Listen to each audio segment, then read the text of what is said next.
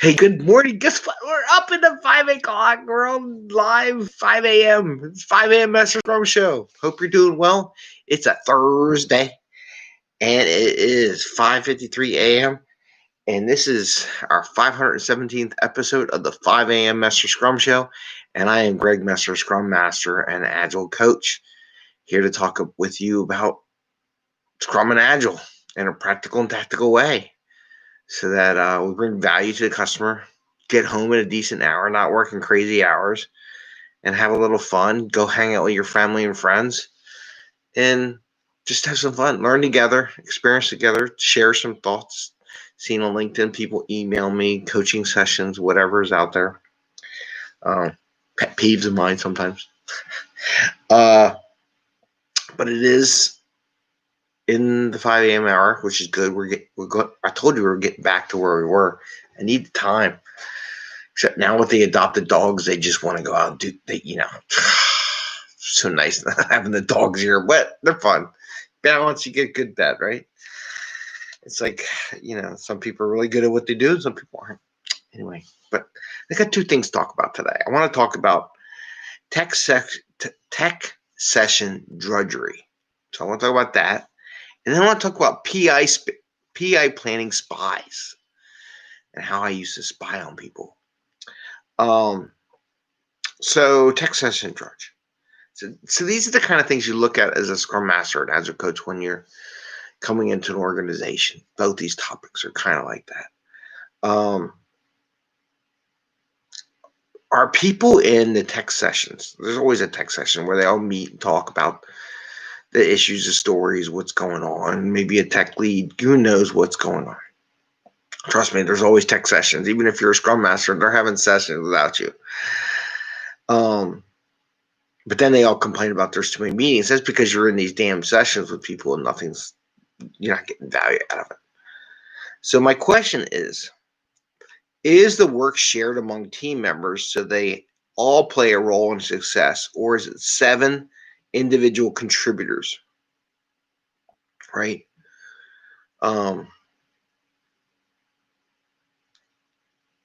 Is what I see in a lot of these groups, and because they pull stuff in from the old waterfall days, where they assign someone a story, and that person works a story. And my question is, so then they would have these tech sessions where they're all in a room talking about the stories and what's going on. I mean, they would do everything themselves, right? They wouldn't share any of the work related to the stories. So you're in the room, 7 other people, 7 other developers, and you're talking about 7 different things. Well, no one else gives a crap about the other 6 things because you only worry about your one, because you really have no idea what about 7, and you're not going to pay attention to it. And there's really no need to, because you're not doing anything you're supposed to be doing. And this is where that gets to be drudgery. It's what a waste. What a waste to having a meeting with 7 different people working on 7 different things. They have no combined interest. There's no similar interest in what's going on.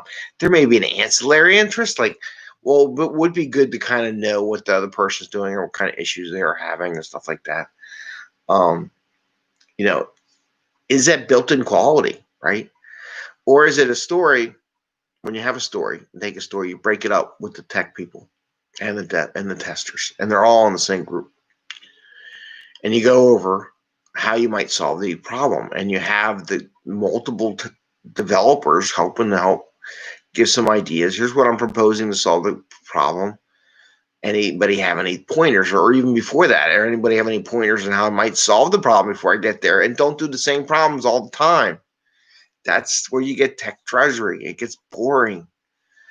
And no one wants to go to those meetings, and they waste their time, and they don't get as much done, and they're half productive, and then you don't get your value to your customer. This is the way it is, right? So, meeting beforehand, everybody kind of contributed how they might solve the problem, not just some lead telling everybody what to do.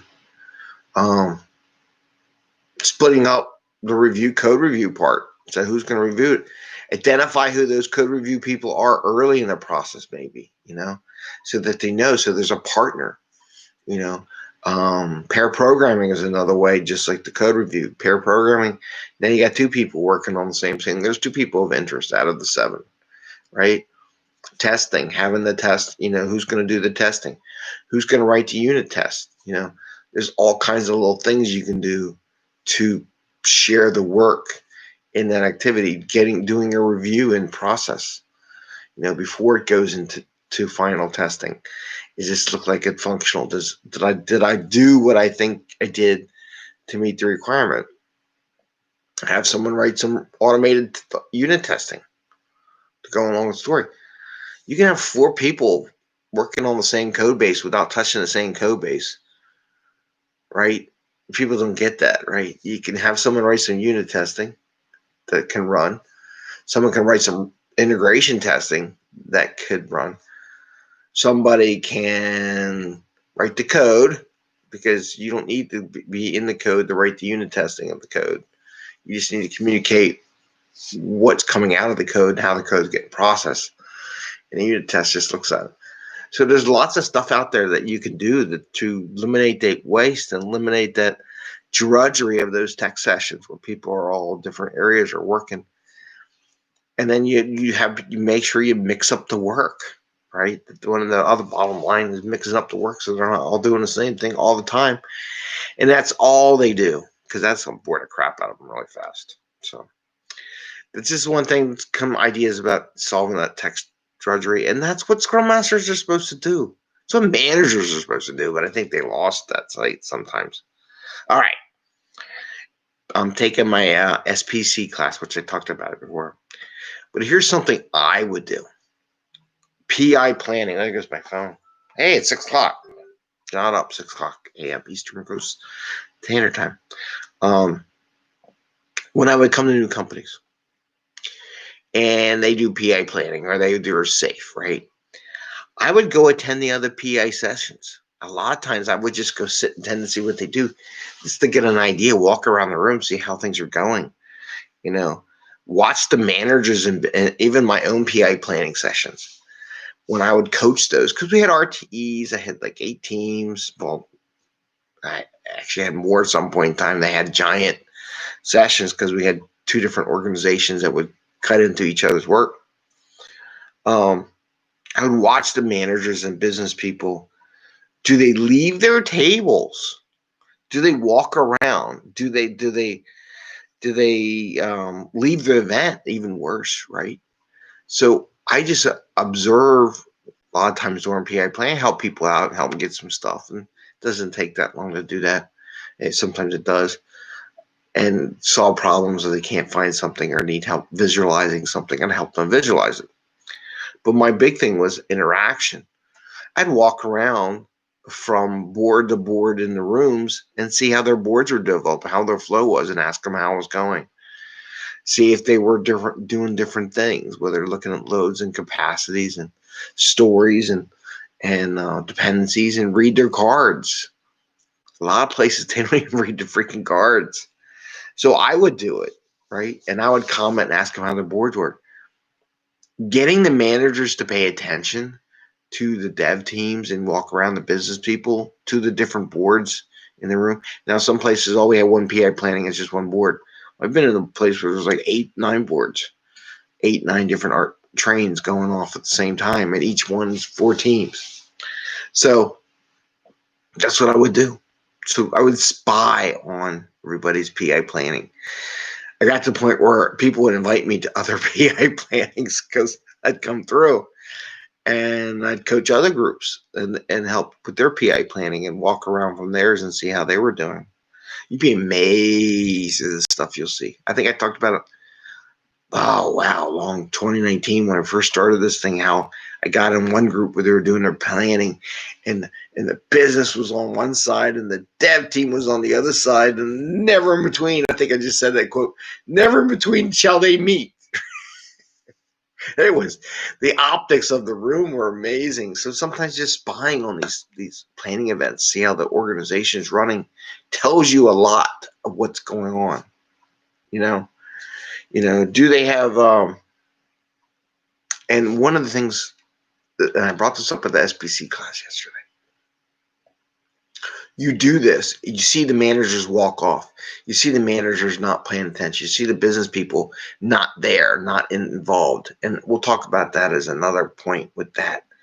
Because I'll do some math. I'm going to do a session about PI planning session and some math just from my point of view, from a business value perspective. We'll do that in another session.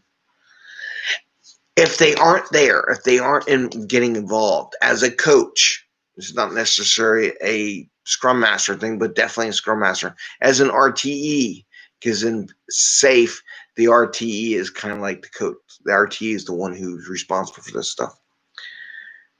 I would have a new mission to find out why that manager, why that business person is walking off. What is not bringing value to them to stay in that room? And we'll talk about that in another session, how much investment is it in these PI planning sessions that people don't talk about. But that gives me an assignment as a coach to follow up between PI planning sessions to make it better, right? So then what do I do with the PI planning session? Well, you watch the people and see what's not working, and you make a list, you spy on people, and then you figure out what you're going to coach them on between now and the next PI session. You look at all the faults and what's not working, where the flow is not working, and what's getting dropped off, and are they spending all day long doing PowerPoint slides and things like that, which you don't want. I actually, not to trash but it was interesting. And it was so bad. I go, oh my God. There's one session about PI objectives, and we'll have a session. We'll talk about that another day.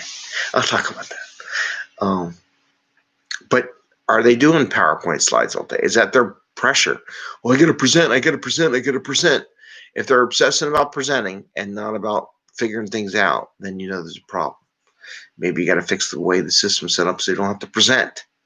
Got to eliminate something. Anyway, that's what I had.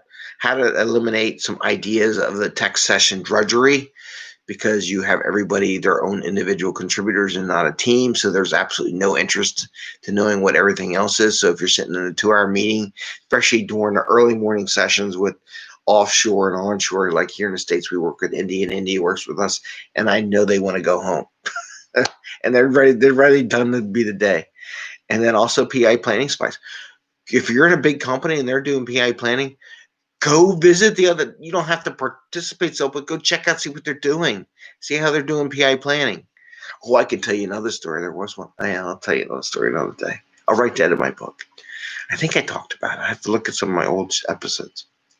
But anyway, have a great day. It is Thursday, and give us a thumbs up if you like the show. Ring the little bell. And happy scrumming. We got one more day left. Oh, I'm early. Depending where you are. If you're like in New Zealand somewhere, you only got one more day left. And if you're in India, you're towards the end of your day, right? You're like in the afternoon. Here in the States, we haven't started yet. California, not even awake. Unless they've been partying all night long. So have fun. Enjoy the day. Happy scrumming. Take care. Stay healthy. Drink lots of water. Take your vitamin D. And take care.